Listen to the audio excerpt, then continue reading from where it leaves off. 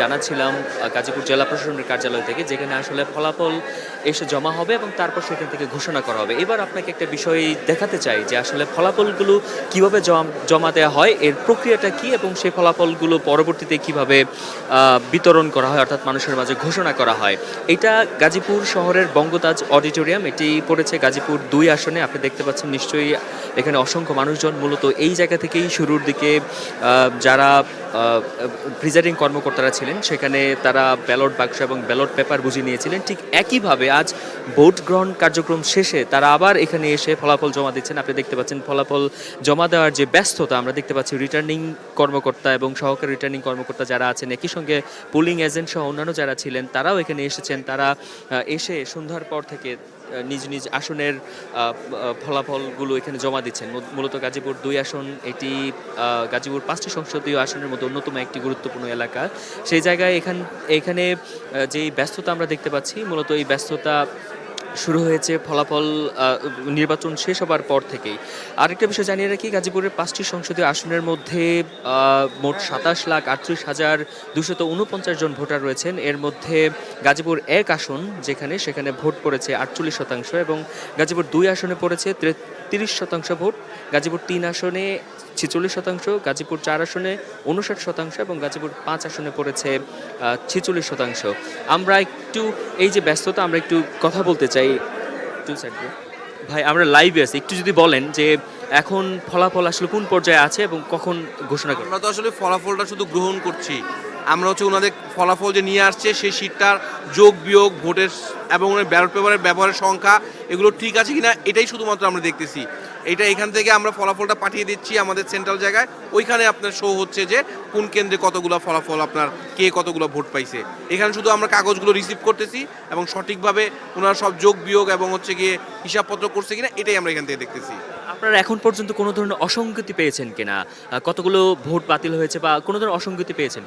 এটা তো আমাদের কাছে তো বাতিল ভোট ওনারা যেটা উল্লেখ করে যে ওনার ফর্মে এতগুলা ভোট বাতিল হয়েছে, এতগুলা ভোট বৈধ হয়েছে, আমরা দেখি যে যোগফলটা ঠিক আছে কিনা এবং উনি যে ব্যালট ব্যবহার করছে ওই ব্যালট ব্যবহারের সংখ্যাটা ঠিক আছে কিনা, এখানে শুধু এটা চেক করা হয়। কিন্তু ব্যালটটা তো আমাদের এখানে চেক করা হয় না, যে ব্যালটটা বাতিল হয়েছে কিংবা অবৈধ ভোট হয়েছে সেই ব্যালটটা এখানে কোনো চেক করা হয় না।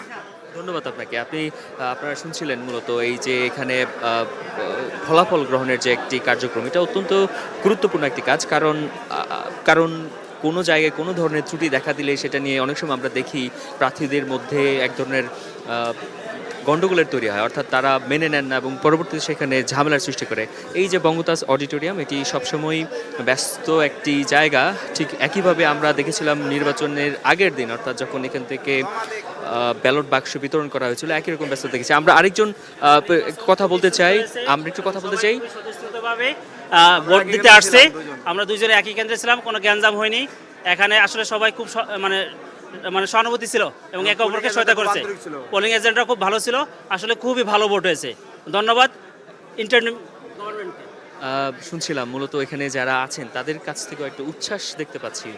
একটি দীর্ঘ প্রতীক্ষার পর তারা ভোট গ্রহণ করেছেন এবং তারা এই পুরো নির্বাচনের সঙ্গে যুক্ত ছিলেন।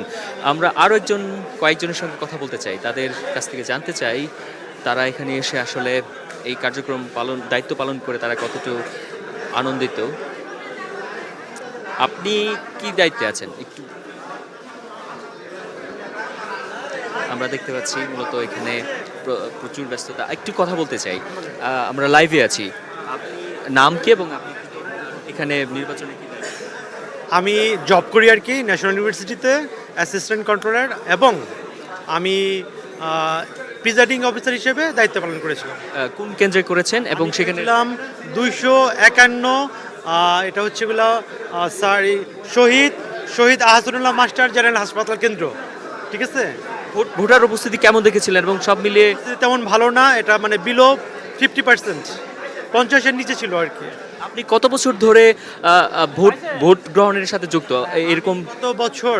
2008 সাল থেকে আমি জড়িত। আপনার কাছে একটা বাস্তব অভিজ্ঞতা জানতে চাই। ধরুন আপনি 2008 থেকে এই নির্বাচনের দায়িত্ব পালন করছেন, এবারের নির্বাচন এবং আগের যে নির্বাচনগুলো হয়েছে তার মধ্যে পার্থক্য কি দেখছেন এবং আপনার বাস্তব অনুভূতির জায়গা? আচ্ছা, এইবার মানে সব কেন্দ্রের কথা বলতে পারবো না। আমার যে কেন্দ্রটা ফ্রি ফেয়ারের মানে নমুনা কি সেটা আমরা বুঝতে পেরেছি আর কি। যদি সরকার এবং রাজনৈতিক দল সদিচ্ছা করে তাহলে সবসময়ই ফ্রি ফেয়ার নির্বাচন হবে, আদারওয়াইজ সম্ভব না। আপনার আগের নির্বাচনগুলোর অভিজ্ঞতা কি? আগে তো 2008 আপনি জানেন, ওইটাও মোটামুটি ফ্রি ছিল আর কি, ঠিক আছে। এখন আভ্যন্তরীণ যদি কোনো সমস্যা হয় সেটা ভিন্ন কথা। ধন্যবাদ আপনাকে। যেমনটি শুনছিলাম, মূলত এখানে যারা নির্বাচনের দায়িত্ব পালন করছেন তারা প্রত্যেকেই বিভিন্ন সময় এর আগেও নির্বাচনের দায়িত্ব পালন করেছেন, এবং যারা নির্বাচনের দায়িত্ব পালন করেন তাদেরকেই আসলে নেওয়া হয়, কারণ এটা একটা জটিল প্রক্রিয়া এবং অভিজ্ঞতার কাজ। তো এই যে শহীদ বঙ্গটাজ অডিটোরিয়াম, এটি পড়েছে গাজীপুর 2 আসনে। মূলত এখান থেকেই গাজীপুর 2 আসনের ফলাফল ঘোষণা করা হবে, এবং আপনারা এতক্ষণ দেখছিলেন মূলত এই যে এখানের ব্যতিব্যস্ততা। তো এই ছিল আমার কাছে সর্বশেষ। আলামিন, ধন্যবাদ আপনাকে।